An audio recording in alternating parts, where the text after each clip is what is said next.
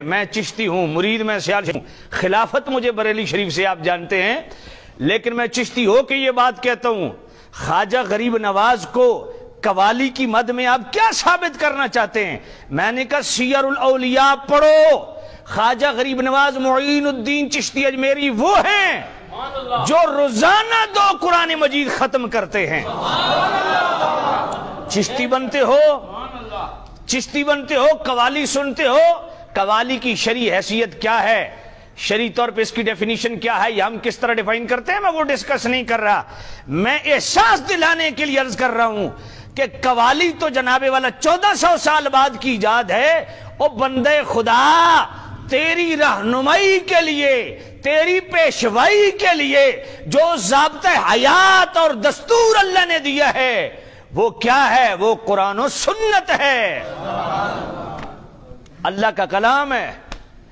تو پہلے 2 روزانہ قرآن ختم کرنا، اس کے بعد تو قوالی سن تو مجھے بھی سمجھ آئے گی، اور جب تو صبح و شام قرآن کی تلاوت کرنے لگ جائے گا، میں اللہ کی قسم اٹھا کے کہتا ہوں تمہیں تلاوت قرآن کی اتنی لذت ملے گی کہ قوالی سننے کی تجھے فرصت ہی نہیں ملے گی،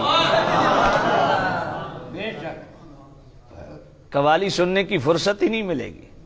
لیکن قرآن کے ساتھ یہ کیا جناب والا ہم یہ رویے ہمارے کیا ہیں؟ محفل نعت ہو تو 5 گھنٹے نعت اور صرف 10 منٹ تلاوت قرآن، عرس کی محفل ہو درباروں پہ اور جناب والا 5 منٹ تلاوت قرآن اور 2 گھنٹے قوالی۔ یہ میں صرف آپ پہ قوالی نہیں کر رہا، آپ کو پتہ ہے ساری چیزیں میں ریکارڈ رکھتا ہوں، یہ 5 منٹ کی تلاوت اور 2 گھنٹے کی قوالی یہ بھی میرے پاس ریکارڈ موجود ہے، میں ریکارڈ کے بغیر بات نہیں کرتا۔ تو سامعین عزیز احتشام، جب سے قرآن مجید کے ساتھ ہم نے یہ معاملہ کیا اور ہم نے پڑھنے کے لیے کیا رکھا، ابا مر گیا ختم پڑھا دو، اماں مر گئی ختم پڑھا دو، میت جا رہی ہے سرہانے رکھ دو۔ اور دکاندار کیا کرتا ہے؟ خود کھولنے کی توفیق نہیں، دکان پہ جائے گا، ادھر سے جناب والا ٹی وی لگا دے گا، ادھر دکان کی صفائی بھی ہو رہی ہے، ادھر اپنی جناب سبزی پہ وہ جھاڑ پوچھ بھی ہو رہی ہے، اور تلاوت قرآن پتہ نہیں کون سن رہا ہے، کیلے سن رہے ہیں، سیب سن رہے ہیں، کدو سن رہے ہیں، سمجھ کوئی نہیں ہے آپ کو۔ اور بندہ خدا تلاوت سن کون رہا ہے؟ تیری سبزی سن رہی ہے، تیرے فروٹ سن رہے ہیں، پیاز ٹماٹر سن رہے ہیں، اتنی تجھے توفیق نہیں ہے، خود جناب والا گرد و غبار اڑا رہا ہے، خود سبزی صاف کر رہا ہے، خود ڈیلنگ کر رہا ہے، ادھر سے یہ رویے ہمارے قرآن کے ساتھ۔ انکم لا ترجون الی اللہ بشیء افضل مما خرج منہ یعنی القرآن۔ قرآن کو میں رات کو پڑھ رہا تھا، مصطفیٰ کریم صاحب اللہ صلی اللہ علیہ وسلم فرماتے ہیں جس گھر میں قرآن کی تلاوت ہوتی ہے نا، وہ گھر دنیا میں فرشتے، آسمان والے فرشتوں کو ایسے نظر آتے ہیں جیسے زمین پہ آپ کو آسمان میں سورج چمکتا نظر آتا ہے۔ اس لیے میرے بیٹے بیٹھے ہیں، میں نے ان کو پابند کیا ہوا ہے، میری بیٹیاں میرے بیٹے نماز تراویح کے بعد 1 پارہ گھر میں تلاوت کر کے سونے کی اجازت ہے، اس سے پہلے سونے کی اجازت ہی نہیں ہے۔ تو سامعین عزیز احتشام، اللہ کا واسطہ اپنے گھروں کو قبرستان نہ بنائیے، اور صرف یہ ٹی وی کیا مرض بن گیا یار، اور ٹی وی سے تھوڑی جان چھڑاؤ، اللہ کا واسطہ خود قرآن پڑھو، کوئی اس زبان پہ اللہ کا کلام جاری ہو، دل میں وہ اترے، کوئی لذت محسوس ہو۔ توجہ ہے کوئی نہیں ہے؟ تو سامعین عزیز شام، سب سے زیادہ قرب خدا بندی میرے کریم نبی کیا فرماتے ہیں کہ اللہ کے قرآن سے نصیب ہوتا ہے۔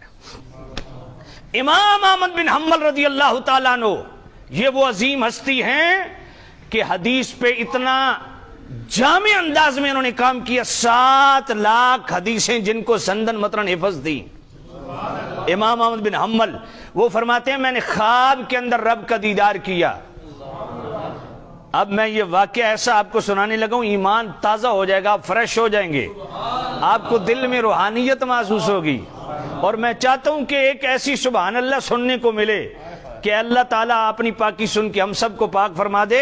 امام احمد بن حنبل رضی اللہ تعالیٰ عنہ جیسے محدث جن کو 7 لاکھ حدیثیں سندن متن حفظ تھیں، جن کی زندگی بیت گئی حدیث رسول کی خدمت میں، وہ فرماتے ہیں میں نے خواب کے اندر اپنے رب کا دیدار کیا اور رب سے ہم کلامی کا شرف نصیب ہوا تو میں عرض گزار ہوا، اے میرے کریم اللہ، تیرا قرب پانے کے لیے سب سے بہترین ذریعہ کیا ہے؟ اللہ نے فرمایا قرآن۔ حضرت امام احمد بن حنبل عرض کرتے ہیں میرے اللہ کوئی سمجھ کے پڑھے یا بغیر سمجھے پڑھے؟ تو اللہ نے فرمایا احمد یہ میرا وہ کلام ہے جو سمجھ کے پڑھے وہ بھی میرا قرب پا لیتا ہے، جو بغیر سمجھے پڑھے وہ بھی میرا قرب پا لیتا ہے۔ انکم لا ترجون الی اللہ بشیء افضل مما خرج منہ یعنی القرآن۔ اللہ کا قرب پانے کے لیے سب سے بہترین ذریعہ اور فاسٹ ترین ذریعہ وہ کیا ہے؟ اللہ کا قرآن ہے۔ اللہ اکبر۔ اور قرآن مجید جتنے بھی سٹیپس ہیں وہ جناب والا ایمان و تعظیم کے حوالہ سے ہو جو پہلا سٹیپ ہے حقوق قرآن کا، تلاوت و ترتیل سے ہو جو دوسرا سٹیپ ہے حقوق قرآن کا، تذکر و تدبر کے حوالہ سے ہو جو تیسرا سٹیپ ہے قرآن سے ریلیٹڈ حقوق کا، چوتھا اقامت حکم کہ اس کے جو سمجھ آئی اس پہ عمل کرو، اور پانچواں تبلیغ و تبیین اس کو پھیلاؤ۔ تو اور بنیادی کیا چیز ہے؟ تلاوت۔ صرف تلاوت کا آپ دیکھ لیں کہ تلاوت کرنے سے کیا کچھ ملتا ہے۔ سبحان اللہ۔ سورہ فاطر، سورہ فاطر آیت نمبر 28 جو بڑی مشہور ہے، انما یخشی اللہ من عبادہ العلماء، اس سے ریلیٹڈ اگلی آیت 29ویں آیت سورہ فاطر کی، اللہ کیا فرماتا ہے؟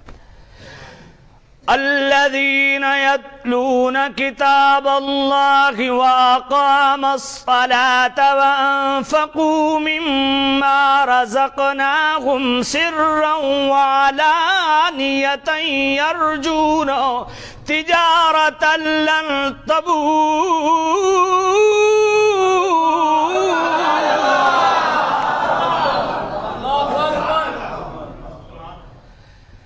لِيُوَفِّيَهُمْ أُجُورَهُمْ وَيَزِيدَهُمْ مِنْ فَضْلِهِ إِنَّهُ غَفُورٌ شَكُورٌ۔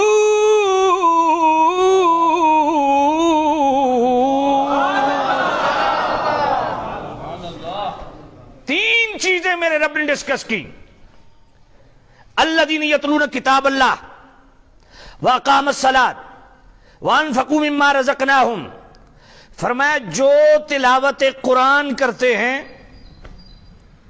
اور نماز قائم کرتے ہیں، وَأَنفَقُوا مِمَّا رَزَقْنَاهُمْ، اور میرے دیے ہوئے رزق حلال سے انفاق کرتے ہیں، اللہ کے راستے میں خرچ کرتے ہیں، سرن جہرن، چھپ چھپا کے اور اعلانیہ۔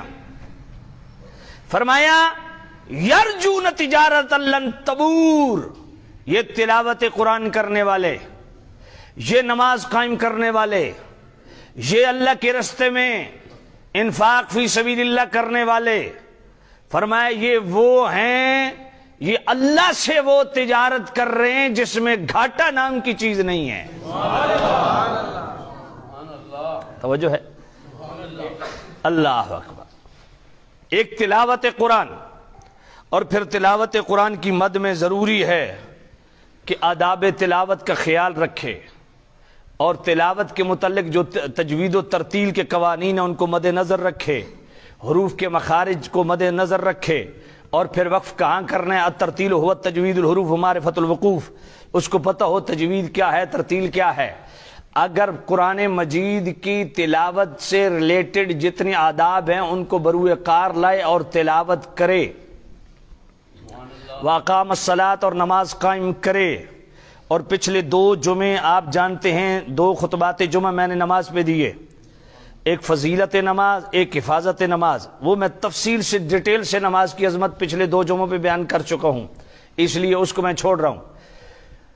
نماز قائم کرے، اس کی جناب والا شرائط و فرائض و واجبات و سنن و مستحبات جو اس سے ریلیٹڈ ہیں ان کی ادائیگی کما حقوق کرے، پھر انفاق